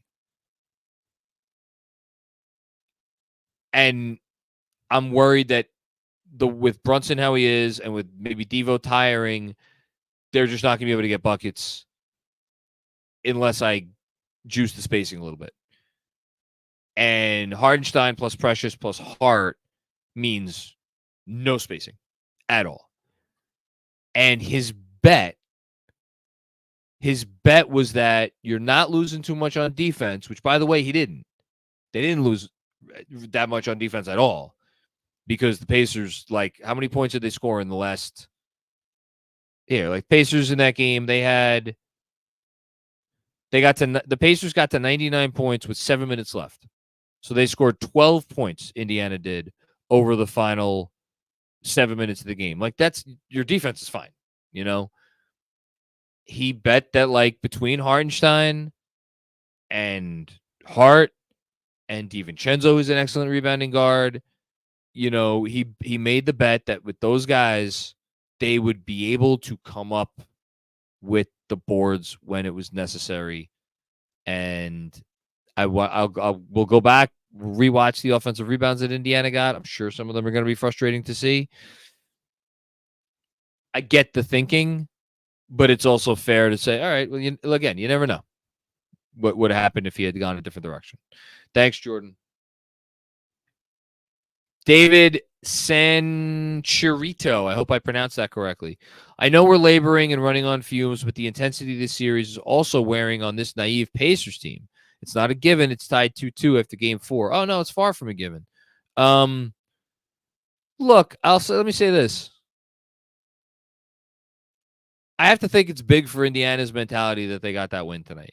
I mean, forget about their mentality. Here's the thing. They lose the game, their mentality doesn't mean anything because the series is effectively over because it's 3-0.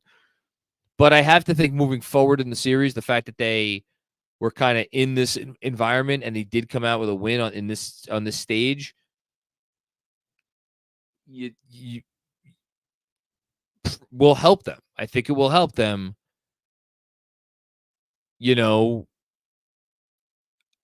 I wonder if they're going to be a little bit more comfortable in game 4 than they were tonight. I thought they were a little tight at times tonight.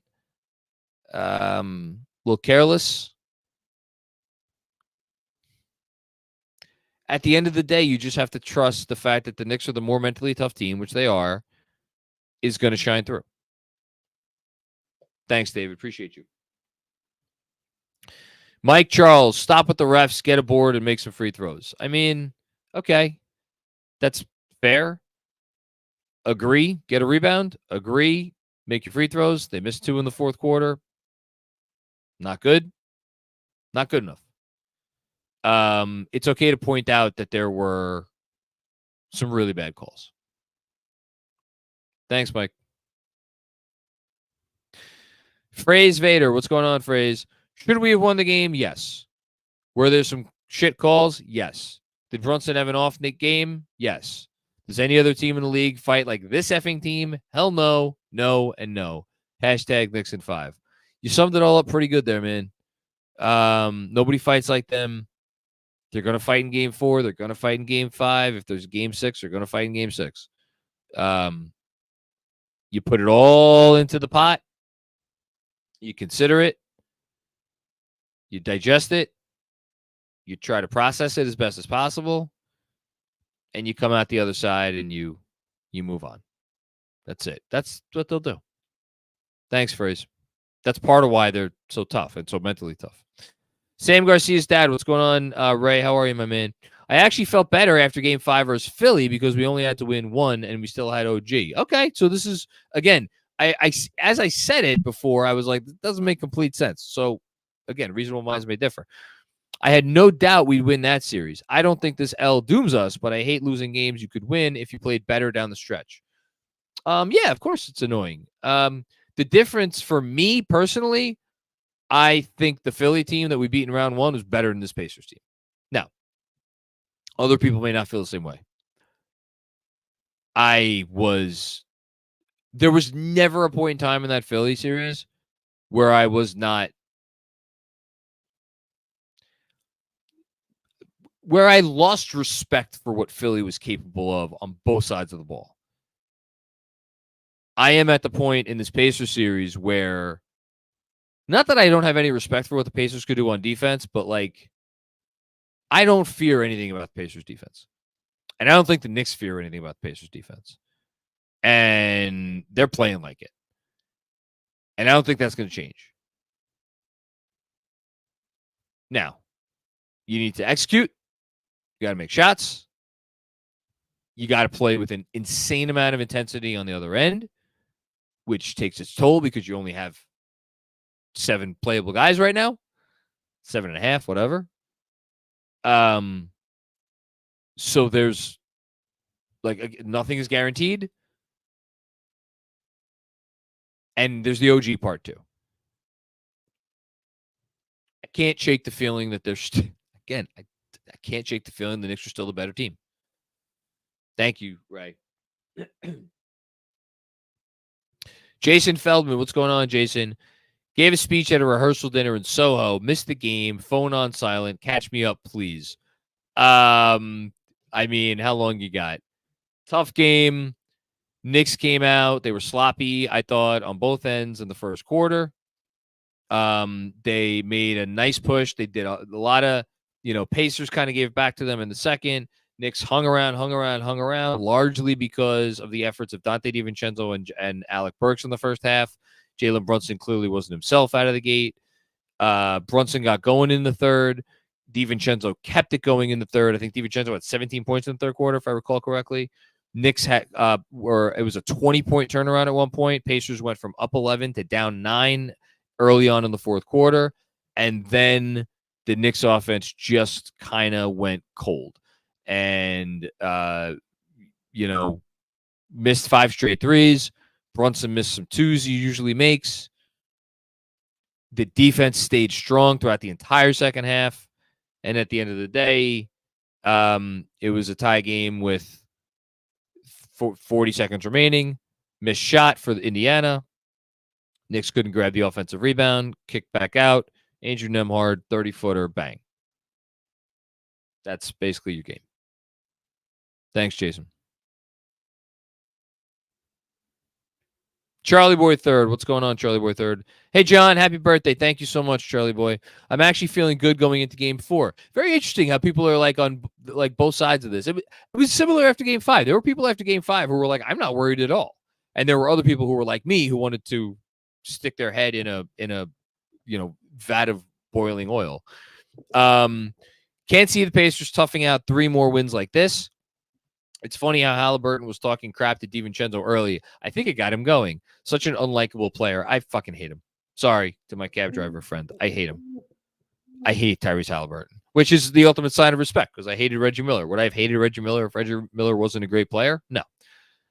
I hate Tyrese Halliburton because he could back up his talk sometimes. He might be the most unlikable player for me personally since Reggie Miller.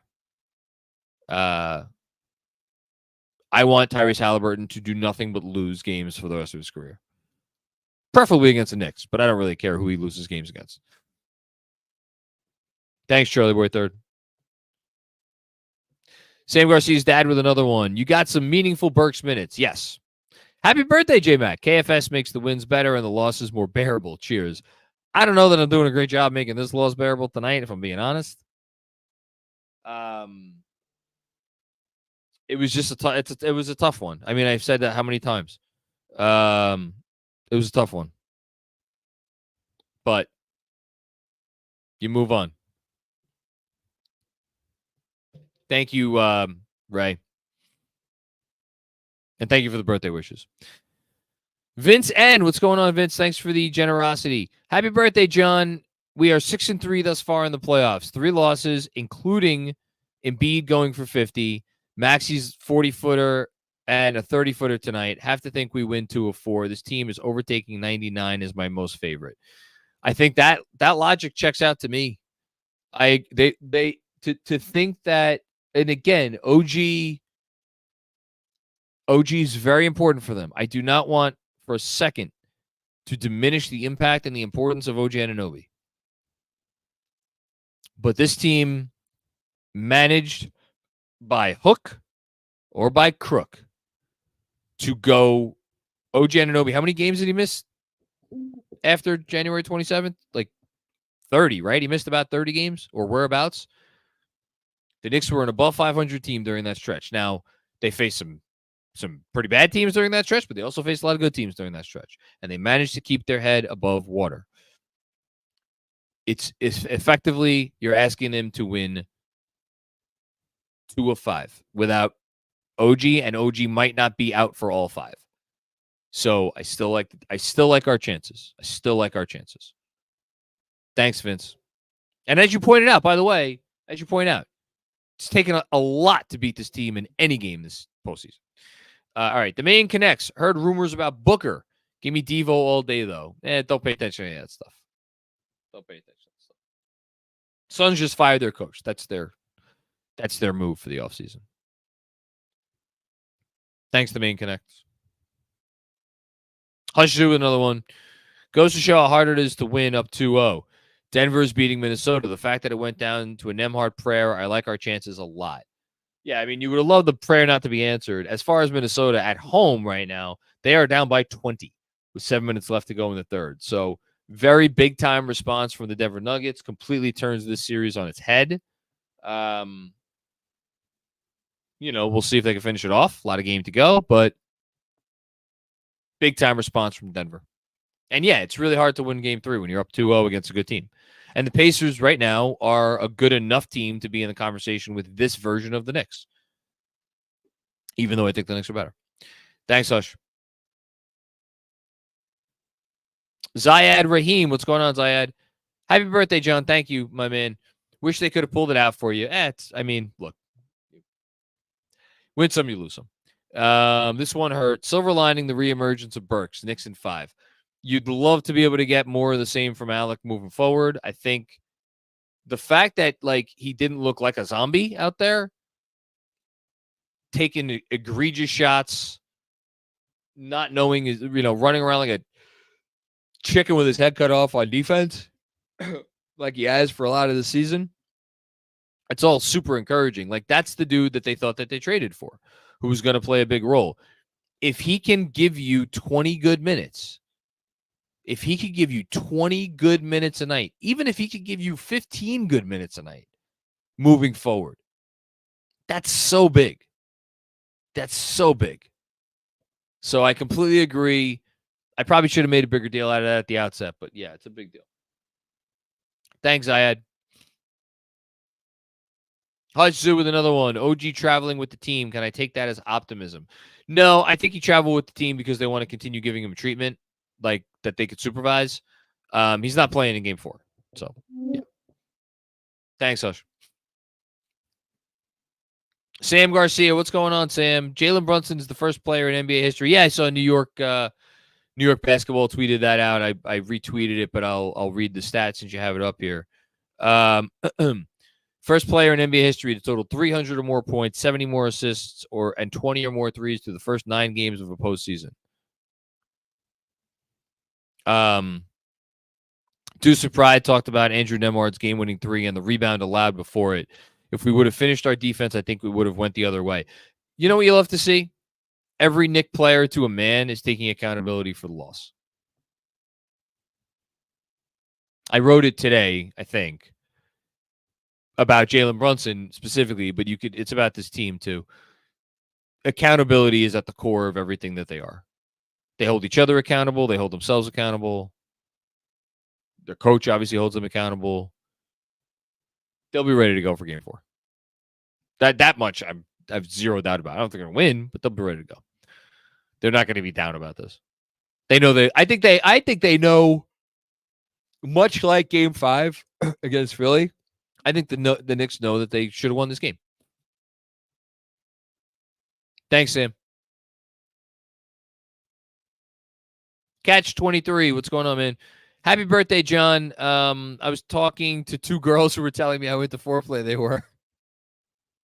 And then Nemhard appeared and walked out with both of them.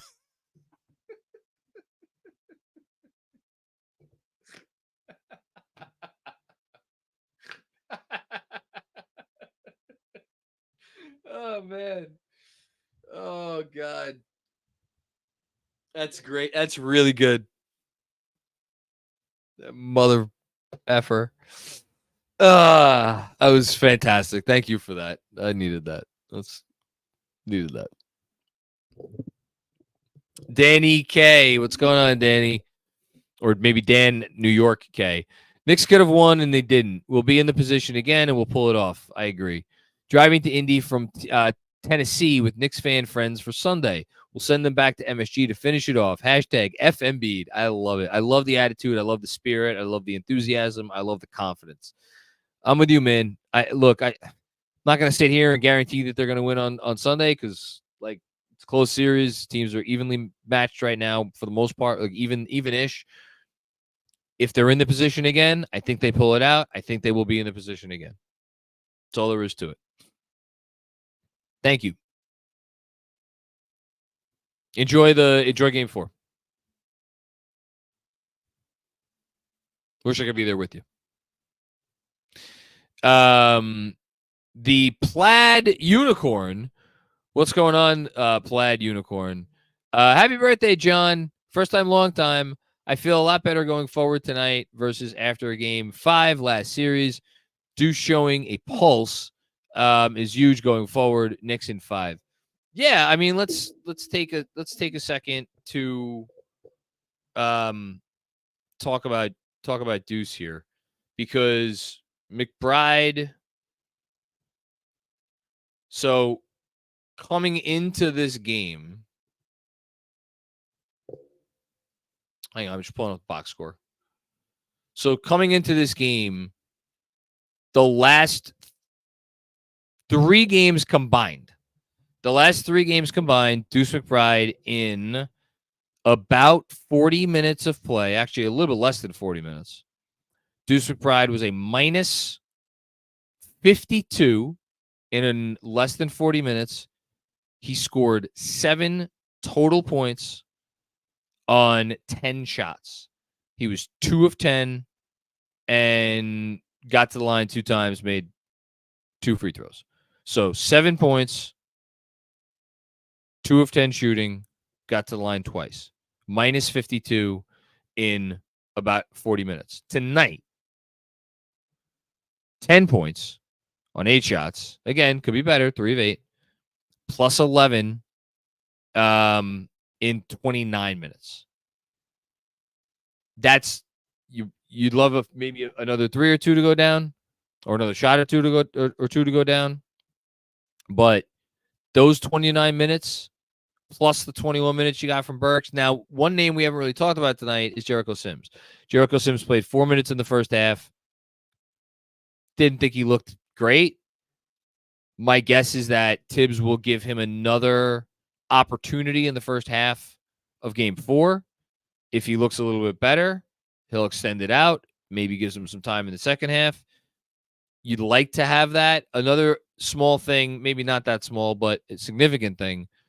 Isaiah Hartenstein, 39 minutes tonight. And again, remember, we're not that far removed from the Isaiah Hartenstein minutes limit. He said, whatever it was, a month and change ago, he's like, we're going to try to ramp it up where we can get me to 30 minutes in the playoffs, or more than 30 minutes in the playoffs. During the end of the regular season, at no point in time after he came back from his Achilles injury did Isaiah Hartenstein ever play more than 33 minutes a game. The only time he played more than 33 minutes was against Boston, and that was because they decided ahead of time that he was going to get off the next game against Brooklyn. So even that deserves an asterisk. In the entire first round against Philly, At no point in no game did Isaiah Hartenstein play more than 30 minutes. In this series, game 1, 36 minutes. Game 2, 39 minutes. Tonight, 39 minutes. I know we had a complaint about Hartenstein before. I did not think it was an accident that in 39 minutes he was a -2. I thought he was good. I thought he was good tonight. Was it his best? Was he great? No, but I thought he was okay.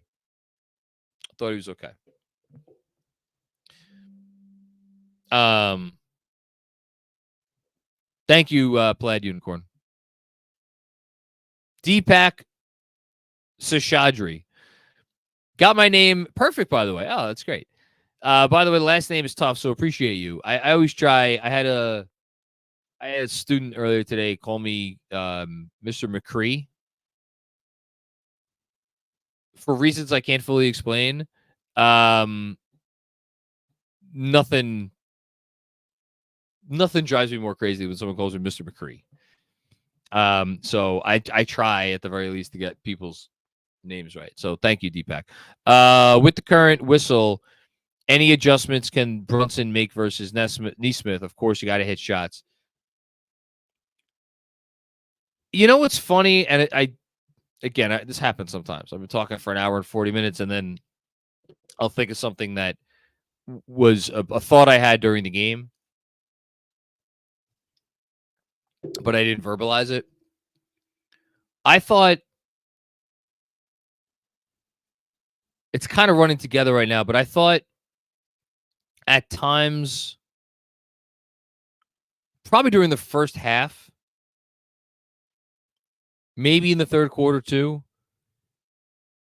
there were opportunities Brunson could have put it up, could have shot, where he got some penetration on Nesmith, and I thought he didn't because I thought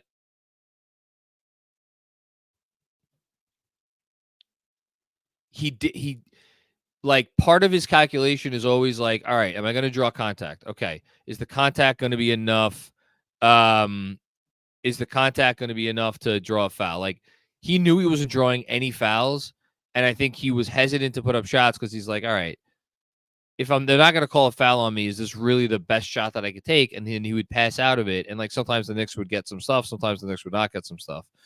I just retweeted, by the way, for anybody who wants to see, when Isaiah Hartenstein, when Pascal Siakam put by essentially like tried to tackle Isaiah Hartenstein, and it was on the Nemhart 2, which I'm forgetting when the hell that Nemhart 2 was. I'll look it up right now.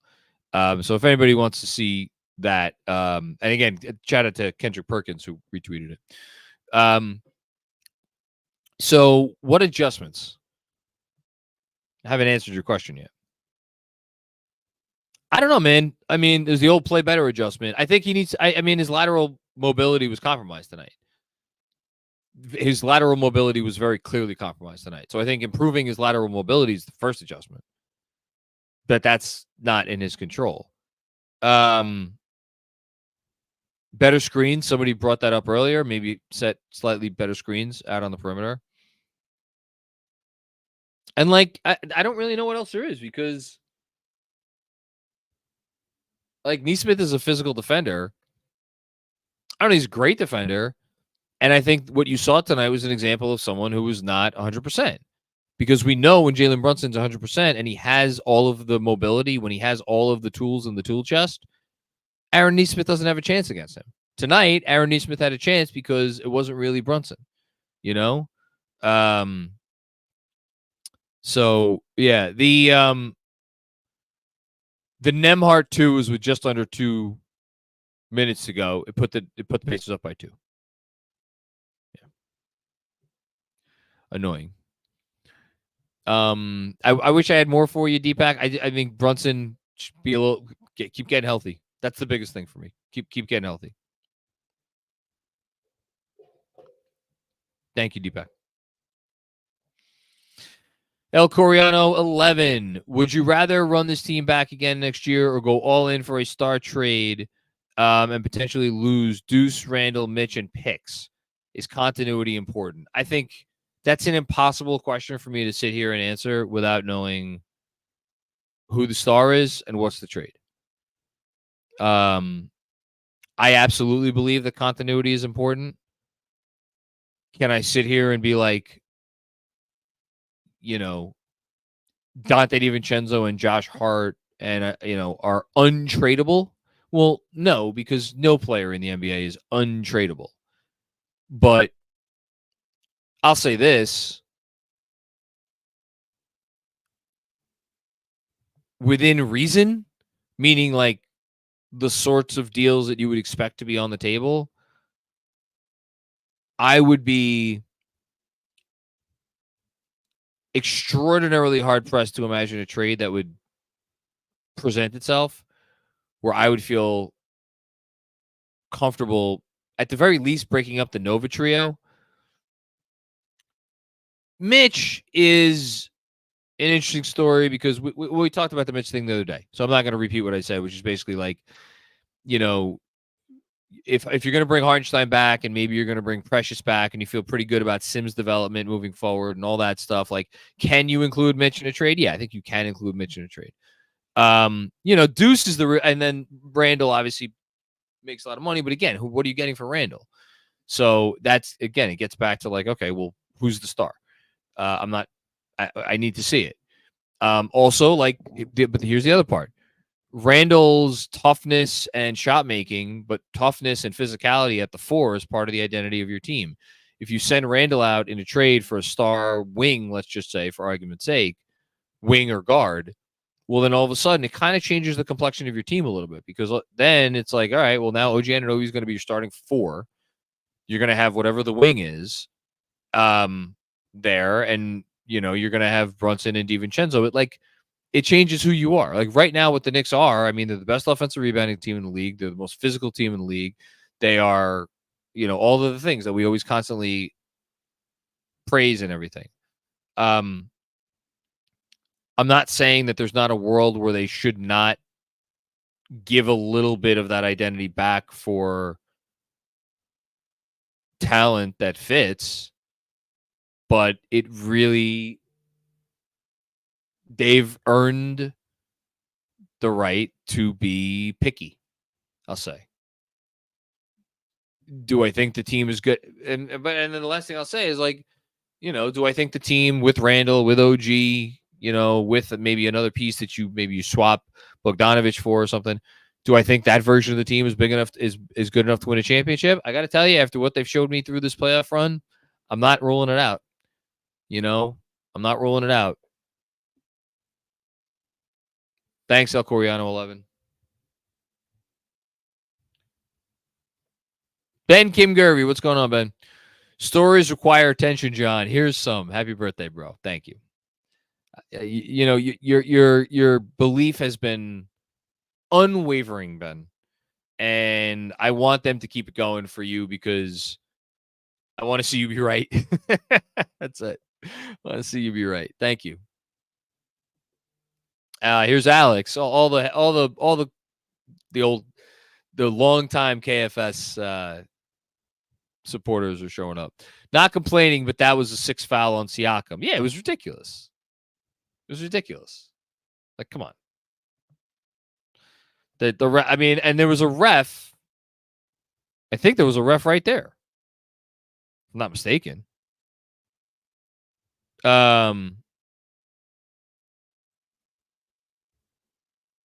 Hold on.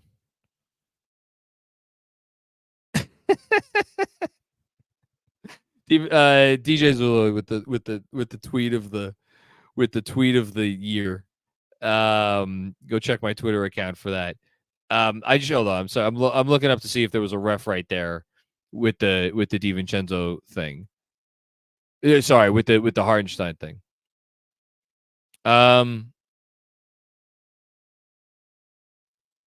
Yeah, there's a ref freaking staring right at. Well, there was a ref right there. He obviously wasn't looking at it, but there was a ref right there. He was looking for if there was a foul. It's funny. You know what he was looking at? You know what the ref was looking at? He was looking at if there was a foul on Brunson on the attempt. He wasn't looking anywhere near Hartenstein getting yanked out of bounds.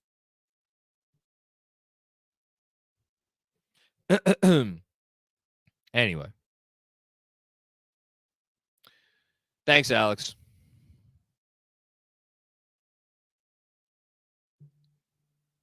Freeway Hustle 21. Did you notice how when Nesmith threw the ball at Josh Hart's back after the Pacers bucket in the fourth? Really pissed me off. Hope they destroy these POSs next game. I don't like them at all. I want to send the Pacers home. I did notice it, to be honest, but I'll take your word for it. It would annoy me so much if the Pacers won the series because the Knicks were so freaking depleted. Because this Pacer team should not be in the Eastern Conference Finals. I'm just going to say it. This Pacer team is not good enough to be in the Eastern Conference Finals. They would be the worst conference finalist.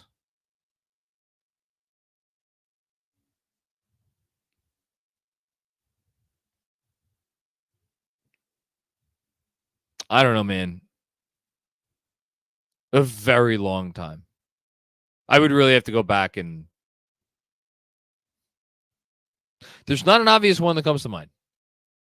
I'm sure it's some Eastern Conference team at some point. Like, I think that Blazers team that made the conference finals is better than this. Andrew's texting me. The Hawks. I disagree with that. That Hawks team was really good. They won 60 games. Like, yeah, I think that Hawks team was better than this Pacers team. I don't know. Maybe some East team in like the early aughts. Oh, Andrew's correcting me. The Trae Young Hawks. Were the Trae Young Hawks better than this Pacers team? That's an interesting question. Maybe that's the one. That seems right. Yeah. Okay. Oh, Andrew, you're muted or my headphones aren't working. You? Okay. What are we gonna do about that? Oh, you're gonna fix it? Okay. I'll just keep talking to myself. Michael Aaron, what's going on, Michael? Almost missed it. Happy birthday, John. You didn't miss it. Thank you, Michael. And thank you, everybody, for the well wishes. While Andrew tries to figure out how to get his microphone to work. I got it working. It's okay. Happy birthday from Michael Aaron. Okay. Glad I was right. Thank you. Also, Will Oliver wants to say it too. All good. Time to ruin all Hoosiers Mother's Day.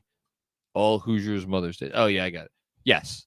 I would love every mother in the state of Indiana to be miserable on Sunday. Yes. 2 more. Okay. Angel Claudio. Is this what we had to filibuster for?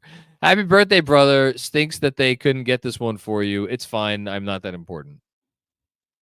And then Andrew Claudio. I personally blame Joel Embiid's spirit for taking over Dick Carlisle. That's a good one. Bitch is bitch. Shout out to Foreplay. Shout out to Foreplay. What are you drinking tonight, by the way, for your birthday? I'm drinking water. Water? You don't have anything with you right now? No, because we went out to dinner. Shout out to Luso's in Brooklyn on Atlantic Avenue. They do a great pie. And I had a couple of glasses of Gavi to Gavi because it was happy hour, so I indulged a little bit, and then came home, and my wonderful wife was kind enough to let me take a 35-minute nap before the game, and haven't really felt the need to drink. Why? I need you to go get something, because first of all, we got 3 more super chats. First of all, from Fred Katz. Fred Katz, the series is over. Next one. Fred Katz, the birthday is over. 20 more minutes. And then last but not least, the super chats are over. Yes. You need me to get something. Get something. And thank you, everybody. We have, I'm just going to read the number because I don't know if Elon has done something to the algorithm that we just became like a really popular post-game show for people to go to because we're the ones that go 2 and 3 hours. But I'm seeing 8,000 people on the watching live number. So shout out to those of you still watching live. That is amazing. And what an appropriate way to wrap up. What do you got? What do you got? I have a little Patron. It's a cask collection. Añejo, sherry cask aged. Well, I've got the Maker's Mark. Okay. Of course you do. Shout out from my cousin. And I actually put it in a soda this time. My wife we got some things for our wedding. It's Celebrate Good Times mugs. Very nice. And the G came off in the dishwasher. So now it's just Oud Times. Okay. Oud So Times. I would like to give a toast to Jonathan Macri on his birthday. Actually, you know what? Feels like something's missing. Hold on a second. Let's get me up on stage. And how about let's add Fred Katz from The Athletic. Okay. Fred Katz, how you doing, buddy?